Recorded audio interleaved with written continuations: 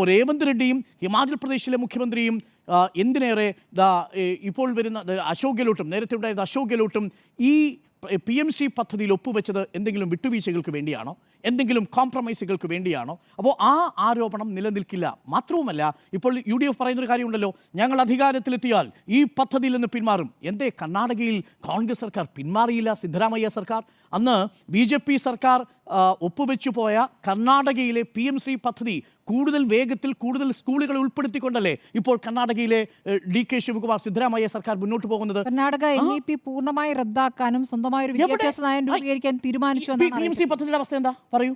PMC പൂർണ്ണമായി പോയിട്ടില്ലെന്നല്ല, PMC പദ്ധതി പിൻവാങ്ങാൻ കഴിയില്ല ഇനി. കാരണം അവർ 3 ഘട്ടം കഴിഞ്ഞ് 4ാം ഘട്ടത്തിലേക്കാണ്. ഇനി 2 വർഷം കൂടി ആ പദ്ധതിയുള്ളൂ. പിന്നെ NEP പദ്ധതിക്ക് ബദലായിട്ട് മറ്റൊരു പദ്ധതി ഉണ്ടാക്കാമെന്ന്, അതിൻ്റെ മണ്ടത്തരം ഞാൻ പറഞ്ഞുതരാം, അതിൻ്റെ അവസാന ഘട്ടത്തിൽ ഇരിക്കട്ടെ.